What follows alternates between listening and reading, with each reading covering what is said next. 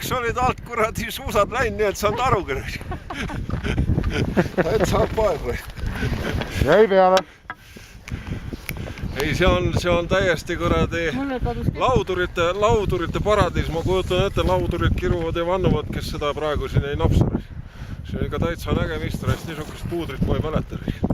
Slovakkias aastal kuradi 99 vist Lomnitsa peal või oli see 98 kurat. Oli samasugune saure viimase peal. Aga nüüd alla, töö on töö, tööd on tegemist.